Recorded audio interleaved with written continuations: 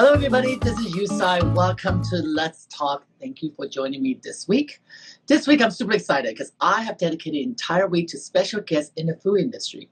We have Top Chef winners, and we have writers and co-hosts of Lucky Chow joining me this week. And today, my guest is writer and editorial director of feedfeed, one and only Cohen. How are you?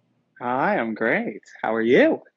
I'm doing great. Well, I see you outside, so it must be good weather where you're at right now. Where are It's you? actually pouring. I actually just left New York for the first time.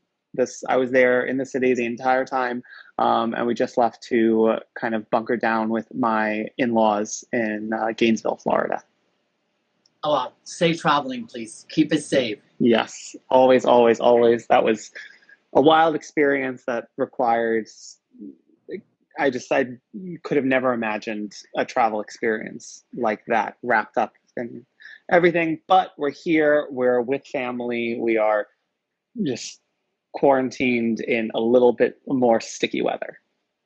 Well, thank you for making the time and thank you for traveling safe. And one of the main reasons I want you on the show because I've been following you on feedfeed's feed as well as your personal feed, inspiring so many people out there attacking something that seems so mundane that we all need to do every day, which is cooking. But during this time, it seemed to be very daunting for a lot of people. So I kind of want to take today to talk about some of the myth and have you help us demythify some of the stuff that we need to worry about and scared of when we get into the kitchen. And I know you also have a book coming out, so we're going to talk all about that. So guys, if you have any questions at all, please DM us or put it into the box below. And I know barely do I ever have time at the end of the day to answer them, but DM us, we'll get to you. Well, let's jump right in. You know, in the very beginning of this journey, we all kind of had to figure out how to embrace our kitchen for the very first time in a very different way. Even somebody like me who loves the kitchen, who loves to cook, I found myself just completely daunting every day I walk into the kitchen, look at the pantry and go, what do I begin to make and how do I begin to get inspired to make something different every day? What is it that you think people are afraid of the most when they step into the kitchen for the very first time each day? I think you touched upon it so perfectly. Even if someone loved to cook or like dabbled in cooking before everything, this is the first time where people really had to make 3 meals a day for themselves every day, day after day after day after day. And it reminds me of like that Gaga clip of like club playing another club like that. It's that with cooking. So you have this experience where you throw people who have never necessarily cooked for themselves on a large scale before. And on top of that, we're going to take away most ingredients. Like we're going to make it terrifying to go to the supermarket, as well as if you get delivery, like, not anymore. So when that happened, there was this new push for how do you teach people the basics, the fundamentals, while at the same time relying on pantry staples, things that they might have in their freezer. So if anything, that was a really nice entryway because we got to start with like super simple recipes that relied on things that are probably already in your pantry. And we are going to give you all the fundamentals for a few like key dinners, key desserts that you can then tweak and make your own however you want. Yes, I find it very hard. I'm isolated by myself. I'm quarantined by myself. So the pressure of cooking 3 different meals every day is actually not there.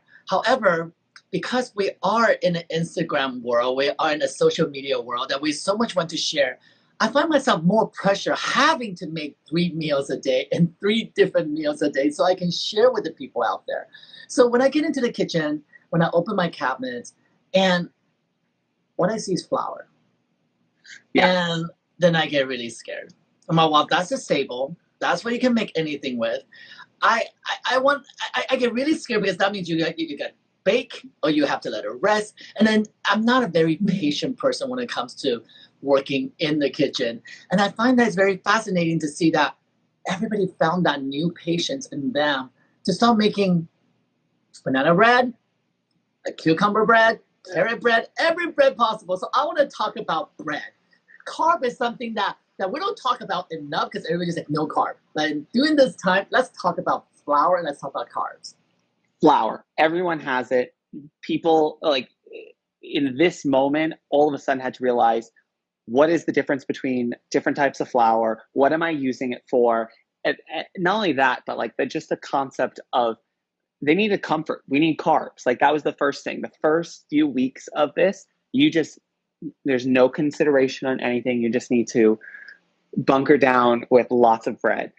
So there's kind of two realms. And your point about social media is so important, because I think when you take away the concept of social interactions, being able to go out from people, all of a sudden it created this new monster of FOMO baking, where you start to see your friends baking online and posting pictures, and all of a sudden, by you doing that, it's that kind of like little way that you can find connection, or that you can find that you are part of the group even though you're physically distanced. So it really came down to two categories. You had simple baking and complicated baking. Simple baking would be banana bread. Banana bread is like a go-to, like, you can do it. If this is your first time turning on your oven, I promise you your banana bread would still come out like great. Then the other side is, everyone decided, like, this is the year I'm going to start making sourdough. Can we talk about that? Yeah. Can we yes. talk about sourdough for a second? If anyone wants to jump in to bake bread for the first time, and I make Chinese bread, sweet bread, that's all fine and dandy, but sourdough, it's a task. It is a community-driven product. It is sharing this germ, the dough, the starter with other people. Give us a little bit of this history of sourdough. Why did it become so popular during this time? It comes down to, it is a project, it is a pet, it is it's the full spectrum. So you go into quarantine, and all of a sudden you are in this world where you have time. You have time to let things relax and go. And making sourdough, it's so simple. It's flour, water, and time. And that is all you need for your starter. And you get it going. And I was of the mentality where I was like, I'm not doing this. I'm not a sheep. I'm not going to go in. I don't have time for sourdough. And then I did it, and it was wonderful. Like, it became just part of my ritual every morning. I make my coffee, I feed my starter, and it just, like, then after 2 weeks, all of a sudden you start to see the magic happening, and the yeast from the air has just started to ferment. So it all bubbles and rises and grows, and then you have this just like living thing that you get to have on your counter. You feed it, and you get to reap the benefits, which is, every day the concept is, you have this living thing that you need to feed more flour. So therefore, you have to discard some of your starter. If you don't discard it, you continue to feed it more flour, and you continue to grow a larger starter. And eventually you would end up with like gallons and gallons of starter, which nobody needs, because no one's making that much bread. So when you're doing this, you have this discard. And you don't throw out the discard, because we're in this world in which you can't be wasting food. Like, it's so hard. So all of a sudden it opens up this whole new realm of, what can I do with this discard? I'm making sourdough scallion pancakes, which this one pastry chef started making it. It's so good and so like satisfying in the morning as a snack. I started incorporating it into my challah dough for Shabbat on Friday. I started adding it into, honestly, anything. Making a cake, making this, throw a little discard in it. And then you start making the bread itself, and it's wonderful. It's soothing. It's a long process that you get a really great reward out of, and you don't have anything else better to do. Like, what, you're gonna Zoom people, like the Zoom happy hours? Like, no, I would rather be baking bread.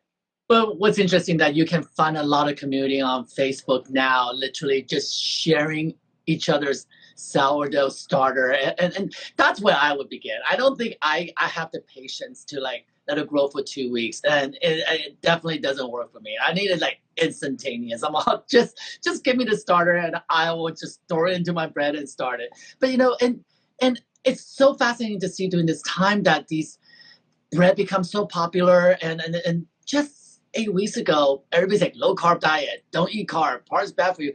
But we're starting finding a way to make carb all over again, right? We started to see that not just making sourdough, but there are all different kind of cakes. Every vegetable has become cakes too, right?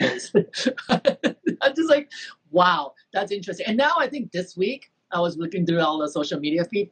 Alcohol has become very popular trend to be in cakes these days. I think we're starting to move down to a danger zone because the bars are not open. Yes, for sure. I mean, everything is, people want just like as high proof as you can get. Just make it as strong as possible. Well, one of my favorite things I've seen online right now is actually taking a watermelon, gut it out, and make it into jello and pour all the vodka in it and put it back into the watermelon. So when you slice it up, when you serve it, it looks exactly still like slice of watermelon. So you don't feel so quite guilty when you're consuming it, I guess. That sounds like college. Yeah. Well, being an editorial director on Fifi, what is the philosophy and what type of food that you want to put out there to inspire people?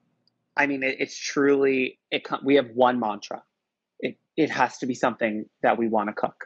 We want to inspire people in the kitchen, and that could be done any which way. That can be someone who's like looking for a special occasion baked good, a super easy morning breakfast for someone who needs to like log on super early. It could be dinner for the family that's done in one pot. It could be vegetarian friendly, it could be gluten-free friendly. We want to just grasp everyone and make cooking just like a fun experience that we can inspire some new ideas. And I think that's been such a wonderful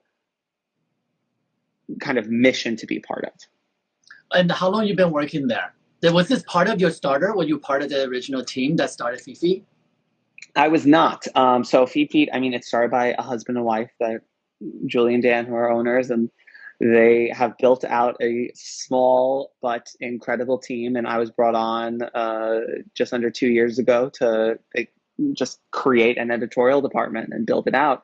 And it's been so awesome to kind of see this community, which is like predominantly crowdsourced. And then I was brought in to then start to create more original content, more of an editorial voice, and to see that, especially in a world of such, I don't know, I had worked at Saveur Magazine and Tasting Table and Time Out New York. So I went back and forth from legacy brand to startup to legacy brand to startup. And you start to understand like where you like best and what are the pros and cons of each. And I think for me, I've never been one who's like, my number one priority is just to inspire people in the kitchen. And that's it. Nothing else matters. Well, we know that all of us can scrub through Instagram and Facebook and Twitter feed and trying to find recipes. And how many of us have taken those recipes, printed out, and try to make them, and they don't work. So I just feel like there is a bit of a hidden secret on these postings that people don't really want to share the 100% of the recipe, which means you need a testing chef. And I know you do a lot of testing. So let's talk about that journey and what does it take for people at home scrubbing through to find information that's actually not fake news recipe. That's such a wonderful, it's such a wonderful way to put it. And most people don't understand that that's what happens in the food world. So you're scrolling through, you see a recipe, you think recipe's recipe. I Google recipe for chicken recipe, and SEO is just going to give you like the top one, and you're just going to click it because it's at the top of Google. And you don't always look at what's the site. Do they have a test kitchen? Do they test their recipes?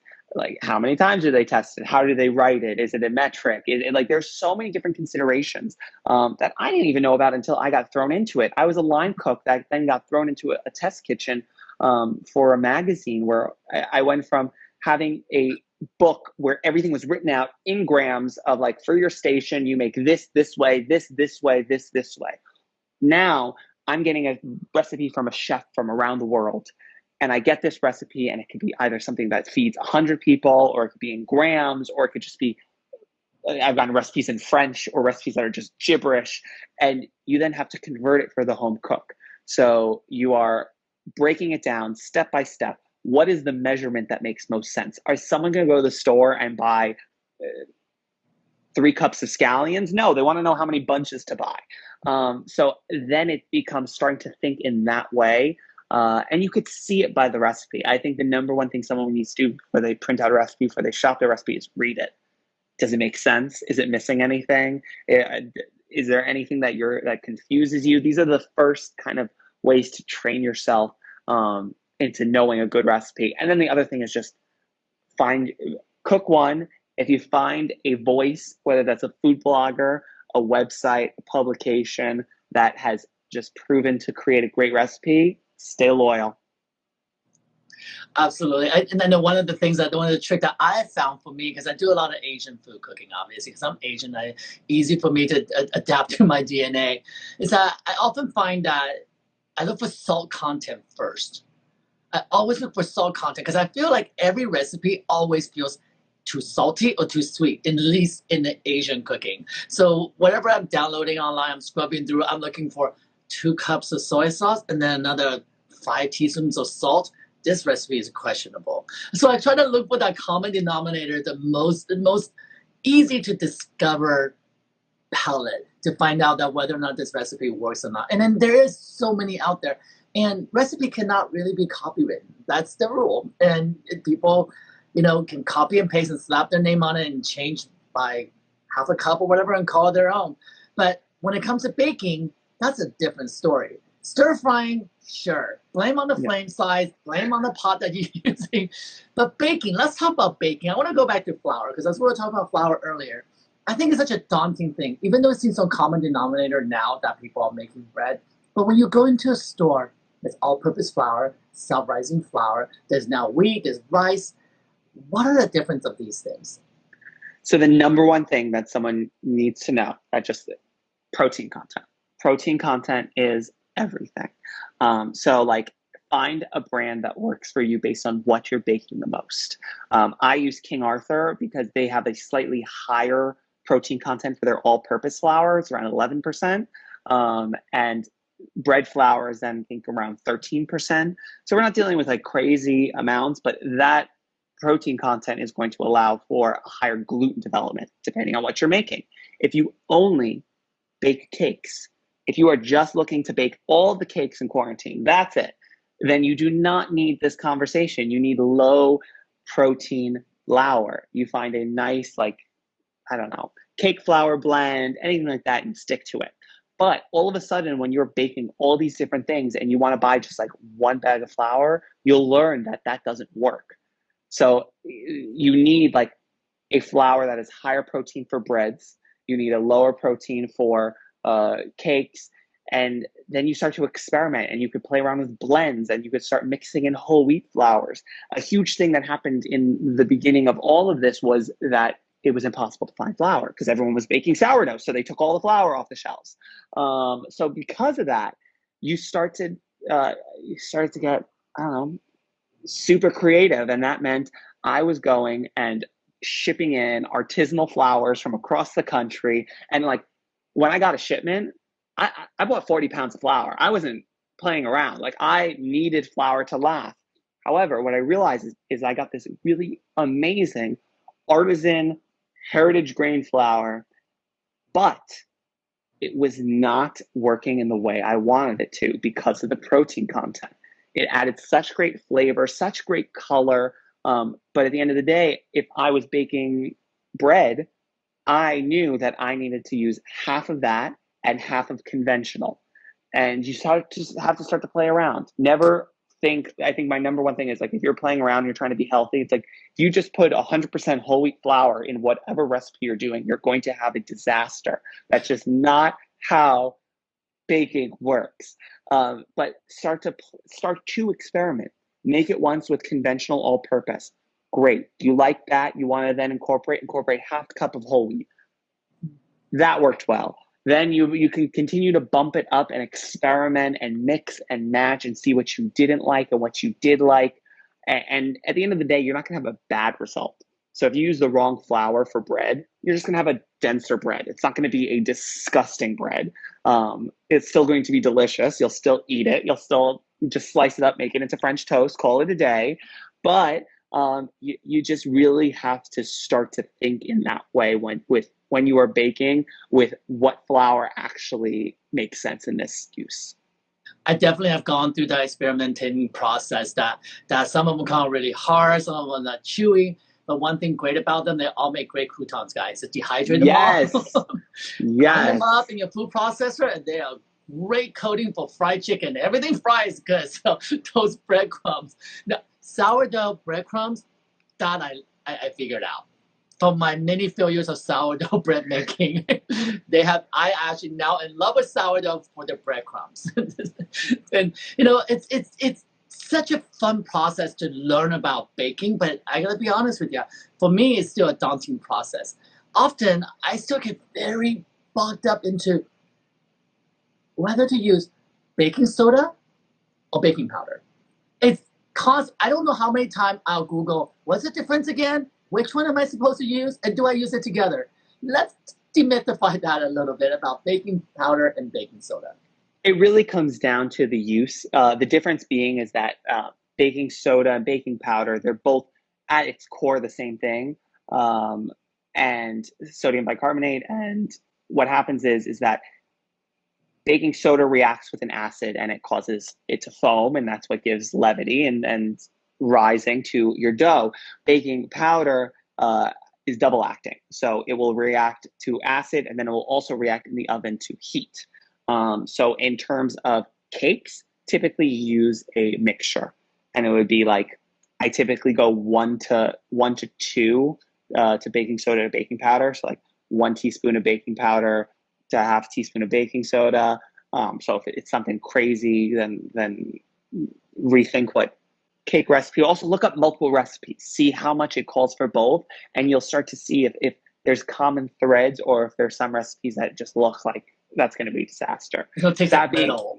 exactly. That being said, something like a biscuit. A biscuit's going to have a ton of baking powder and maybe a little bit of baking soda. And then if you're making cookies, chocolate chip cookies, typically just have a little bit of baking soda. Brownies sometimes have nothing because you want them, depending if you want them dense or if you want them cakier. So really, again, it comes down to the use and it comes down to doing your research and finding some themes in the recipes. Always have both on hand because you never know. And worst comes to worst, you just make like, I don't know, a science class volcano. It really is. It becomes a science project. And I think it's because during this time, you said earlier that we have a lot more time on our hand and we get able to explore things that we normally don't. One of the things that a lot of people ask me and DM me is, I never realized how many salt is out there. There's kosher salt, Himalayan salt, there's coarse salt, the sea salt. Isn't all salt sea salt, by the way? Don't it all come from the sea? So let's talk about salt. Let's talk about salt. So there's a standard, and the standard in test kitchen is kosher salt. And that comes down to the kind of really crystal size, the size of each grain of salt. You want to know how big is each crystal. And the reason is that in America, we use teaspoons to measure everything. We're using volume measurements. So if you have a teaspoon of kosher salt, if you have a teaspoon of table salt, like the ones in the shaker, you have a teaspoon of coarse Himalayan sea salt. These are all salts with different crystal sizes. So as it gets bigger, that means you're fitting more salt by surface area in that teaspoon. So you could be adding almost twice as much like saltiness to your dish using table salt versus using a really coarse salt. So that's why when you see the kind of necessity to call out a specific type of salt, there is a method to the madness. That being said, can you pivot? 100%. You got one salt, not the other, use it. Just understand the meaning and the science behind why someone will call it out. What we call kosher salt, it doesn't mean it's been like blessed by a rabbi. We're talking about, this is a salt that has a coarser size that was used traditionally in the process of kosher butchery, because in the process you need to like draw out the blood so they'd salt the meat, and that's just the size, and it's just become like the gold standard because it just pinches so well in your fingers, so you can lift it and you could like salt bay it. So really, like, to me, you need two types of salt in your kitchen. You need kosher salt, and I use Diamond Crystal. I just like I like the feel of it better when I'm cooking. I don't know. I feel like Morton salt can sometimes be like It just feels weird. And then you need Malden flaky salt. You need flake salt. Flake salt is the number one way to finish a dish. You like sprinkle it on your steak. I sprinkle it on like biscuits or baked goods, on bread, on anything. Why? Because it's these giant crystals. So they're crunchy, so they add texture. They don't like melt immediately. So you have like that beautiful like little pockets of salt. And because they're so big, they taste less salty. When it lands on your tongue, it's not like a pinch of salt. It's just like a little like salty bite. Oh, I love that. That's great. And that's something you can put on your chocolate chip cookie. That is Yes, always, always. Yes, super salty chocolate chip cookie. We love super salty chocolate cookies. So you can switch it up, you guys. Any kind of salt, switch it up. I love Himalayan salt because it's pretty and pink. So Yes, and I love for the sure. giant salt that you get, and you can grate it actually as you need it. It's always. I love pretty food. I eat with my eyes. I know a lot of people say eating with your eyes is not important. I'm an artist by training, so I do like pretty food before I take a bite at it. That's why you put flaky salt on everything. A sprinkle of flaky salt makes everything shine, sparkle. Well, I want to talk about this food trend that's been happening as well. Because on Instagram, we get over inundated with certain type of recipe that just pops up over and over and over. We know during the summer we're going to get a lot of the fruit-based salads and whatnot, but there are some trends that doesn't seem to ever go away, like kale. So the way the world used to work, and it's very much like The Devil Wears Prada, just to make a little fashion connection, when she's talking about the cerulean blue belt Yes. and the trickle down. That's no different from food media. It would start with like you have these like editors that are scouring the best restaurants in the country, and they're reporting on these food trends of what they're seeing in these incredible 3-star restaurants. They write about it, and all of a sudden they're sharing these recipes. They're talking about these ingredients. There's increased demand. It starts to trickle down to mid-tier restaurants. People start cooking it at home. There's demand from supermarkets. It makes its way into chain restaurants, so on and so forth. And that's what we've seen with so many different food trends. Everything from kale and the cauliflower crusted everything. And now we're living in this new world. We have this other lens, which is social media, where all of a sudden something can go viral like banana bread or sourdough through social, and that's what like pushes the needle. The next thing that I'm starting to see is TikTok. TikTok is driving food trends. You see something go viral on TikTok, and all of a sudden, like it starts to make its way onto Instagram, then onto every other platform, and then even huge publications start to write about it. This week on TikTok is all about how to make French fries like In-N-Out fries. So if you haven't followed it, that I watch TikTok for food as well, because I find it fascinating how people can edit themselves so well and so fast and delivering a recipe, because in reality, that doesn't work. I'm sorry. It's been so much fun. So I just hit 100,000 followers on TikTok, and it's been like this platform that's so wild because they're all children on it. So you're talking to children, they're being like, "Hi, can you please reply? Like say my name." Like they just want you to say their name. But at the same time, it's just so light and fun, and I think the potential of like you just get to really inspire a new generation to love food. And if you can get in with them now and start to create this like desire to cook and bake and have like a really positive relationship with food, which is something that I didn't really have at that age, I think it could be, the potential for good is there. Whether it will be a good thing, that's another story. Well, I don't know if it's a master class in cooking on TikTok. I haven't yet seen that because it is super fast. If you cannot deliver the food recipe in 3 minutes, you lost them already. And that's really hard for me when I make Asian food, because there's so much waiting time, there's so much chopping time. And because somebody who has done so many tutorials, videos myself, that I have a hard time editing down in order to make a TikTok video. So I'm like, I just need to meet a Gen Z to take my stuff and help me edit it down, because we're passionate people. Food people are super passionate, and you're like, oh, we can't edit that part out. It's really important. Like the other day, I was posting how to make bok choy. Super easy, but I sit there and go, do I need to tell them I need to close the lid or open the lid, or can I just skip that and just say steam it? And then after it's all done, I'm like, oh, I forgot to tell them to put salt. delete, start over. It's actually for you guys out there who I talk to a lot of people in the food world. We always talk about, oh yes, the next thing is the next trend of communication, right? Is TikTok, and for the older generation chefs, it's another stress level out onto their work. It truly is. I mean, prepping the food itself already, it's a daunting task, and then you're like, plan it out. How are you gonna get in 5 seconds to chop this vegetables, and then I always forget to season. So now I just go. so, so at the very end of my video, I just go, season to taste. That There you means go. I have no idea how much salt you're gonna add, how much pepper you're gonna add. And if you like it spicy, add chili pepper. There you go. It's like a common safety zone for me to throw it out there in order to make it work. So now you've been testing kitchens, you've been tasting a lot of different recipes out there. Has there been any disastrous recipe you just go, whoa, this thing does not work? And how do you even go about correcting that recipe for the person who posted or put it out there?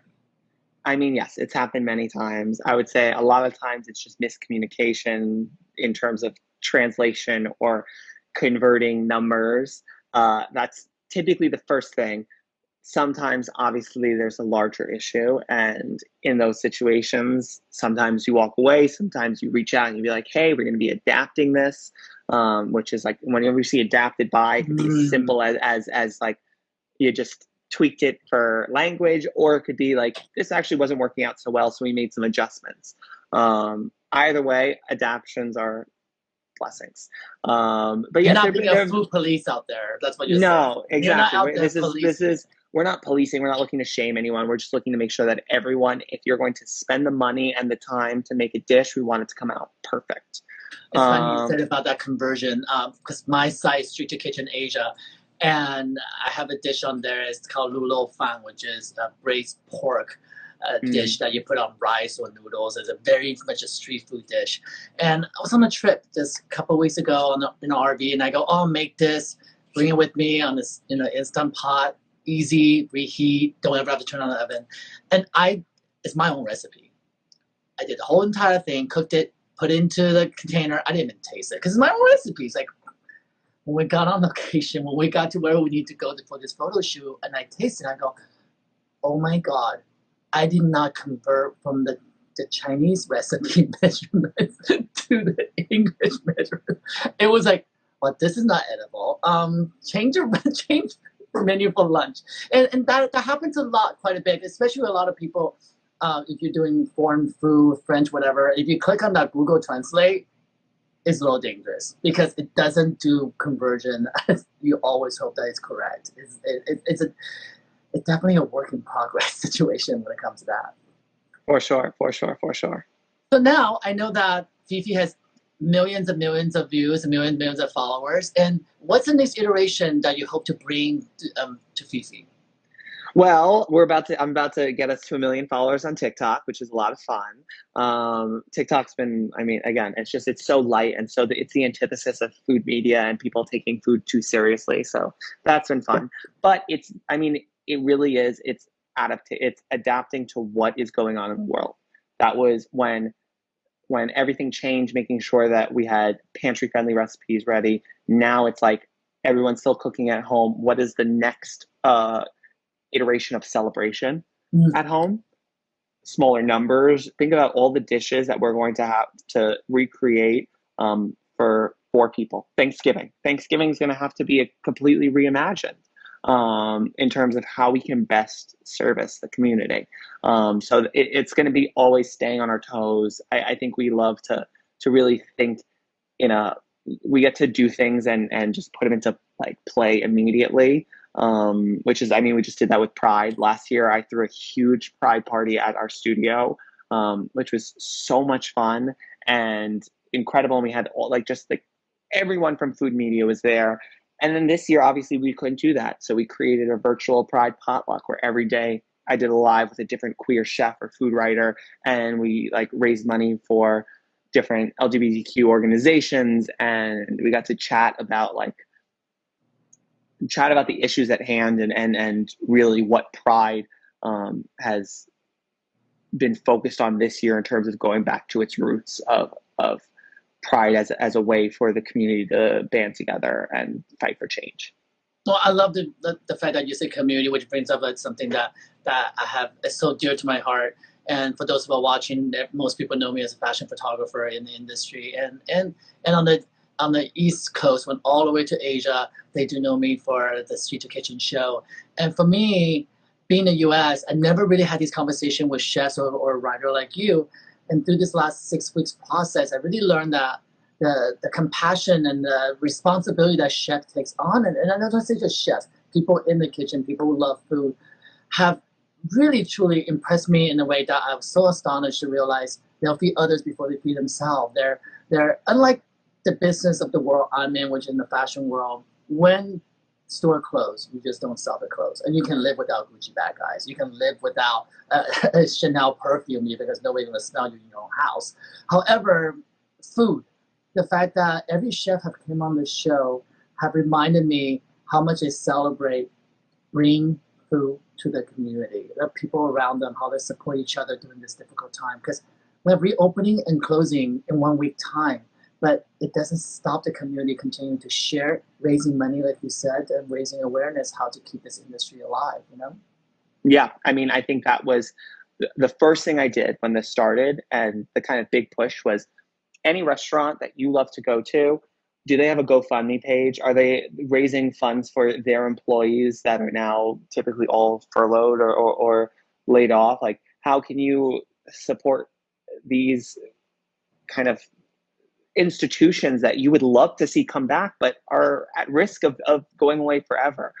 So it was really that. Then it's figuring out like what are the safe ways that you can support your local community. That means like getting takeout, supporting like Norwich Meadow Farms at the Green Market transitioned to do home delivery. So yes, I started ordering as much like farmers market produce as I could because A, I'm stuck at home, so I might as well have a taste of the outdoors, and B, this is like supporting a farm that is like such an integral part to our local ecosystem. So once you figure out those things, then you could really be like lean into the banana bread and all that other stuff. But like just because you have to really learn to cook doesn't mean that you can say goodbye to restaurants, because they're such an integral part to the food world as a whole. And the chain of effect, and like you said, when I interviewed many chefs and many small mom and pop shop around Los Angeles, where I'm at right now, what I've learned is that a lot of the restaurants truly turn to farm to table by the pure necessity.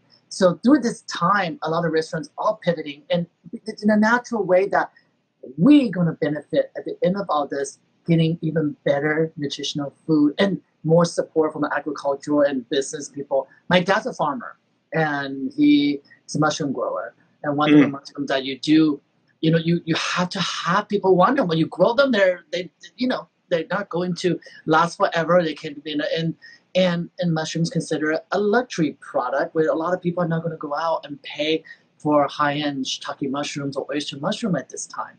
And so we definitely felt that hit in the industry. But lucky enough with mushrooms, you can time the growth. If you're in a greenhouse, you can allow it to germinate, not germinate. So he was allowed to pivot, and hopefully when the industry bounces back, that he will be able to provide and supply. But that doesn't happen with every single parts of our industry. So for you guys out there, when you are supporting the restaurants out there, look at the chain of food supplies, because you're not just helping one place, you're helping all the layers of the chains that builds this industry and builds the backbone of our survival, right? That's where we're at. Well, one thing I do want to make sure we don't forget to talk about, you're putting a book together soon. Yes. Oh my God. It's very exciting. Actually, I mean, I'm not supposed to we're not like technically announcing it, but it just hit like Amazon and everything for pre-order, which is very exciting.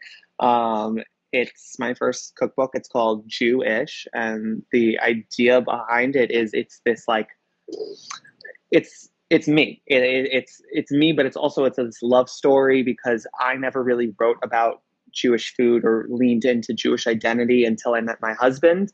And I'm like a very typical Seinfeld-esque Ashkenazi Jew from New York City. And he is this Iraqi Persian Jew who comes from like a Shahs of Sunset family, where all of a sudden I always needed to like give like a pop culture context, but all of a sudden there's this like meeting of two Jewish gay men who have completely different food cultures. He had never heard of babka. He had never, I'll never forget the first time I was like sick with the flu. It was a few months into dating, and he was taking care of me. And he's like, "What can I do for you?" I was like, "I need matzo ball soup." He had never had matzo ball soup. He had no idea where to get matzo ball soup. Like, it was such an incredible mixing of our families and cultures. And these are two Jewish families that are like just completely different. And likewise, I learned how to make all of the Persian dishes he grew up with, all the Iraqi stews that he grew to love, cooked with his aunts and his mother. And it was this kind of discovery of Jewish food that bound us to identity. And then we started hosting Shabbat in New York as this way to make friends. We didn't really have a lot of gay friends. So we were like, why don't we just start having people over for dinner on Friday? And it wasn't overly religious. It was about ritual. It was about pausing at the end of the week and creating an environment where you can break bread with people you love. And to me, that was one of the most powerful things we brought into our lives. And that's where the book came from. And that's why it's just truly an extension of myself. Oh, what an amazing concept too. And when you write about who you are, it's definitely something that's going to come from the heart.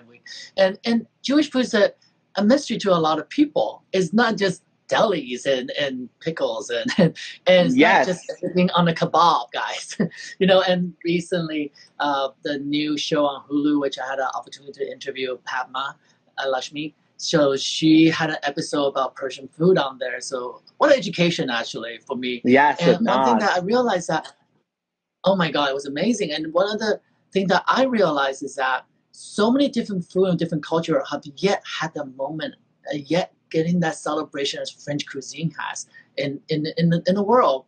I hope that through these conversations of so many ethnic food that's being put out there, that will enable people to really, I hate to use the word, hashtag it and trend it. And because when you hashtag it, you trend it, you actually get an opportunity to learn about it. And that's the new world of education, right? And I hope that we do get to celebrate the Jewish culture and food and understand that it's not just matzo balls, right? Exactly. I mean, that's been the most beautiful thing, is getting to explore a diaspora cuisine, because the Jewish people have had to flee and move, and with that they took these key sources of dishes tied to celebration and have picked up ingredients and dishes along the way from different parts of the world they've lived in. So it makes it super controversial, because the conversation of like, what is Jewish food? Is it Jewish if there has been a people in a region for hundreds of years making a specific dish for Rosh Hashanah, even if it's not necessarily a dish they created? That is the conversation. And that's one that is just, I'm very into that. I geek out on that kind of stuff, on where dishes came from, how they blended, especially then when everything came to America. The concept of American Jewish cuisine, obviously everyone thinks of deli, and deli is like the best, but there's so many other incredible dishes or variations that only happened when Jewish food came to America. So the concept of like how we enjoy a bagel is rooted in this story. So while you can just enjoy the bagel, you could also like dive into the meaning behind it and how that's like innately connected to your identity and history. So that is where like I really find passion. Well, thank you so much for putting that together. I can't wait to get a copy in my hand. I want a signed copy, please. I'll put that aside for me. For sure. Because nothing better to eat the food and learn about the history of it. And that's because you can truly appreciate the journey of it, and you can truly appreciate, because at the end of the day, I love what Padma said when I spoke to her. There's no such thing as American food anymore in this America, because everything came from somewhere. And it's same, I'm sure, in the Jewish culture, and also the same with Chinese food. When people are like, oh, you make Chinese food, I go, do you know how big China is? And do you know how big all these regions. Taiwanese food is considered Chinese food. Chinese food also fusion, but Taiwanese when people immigrated from one place to the other.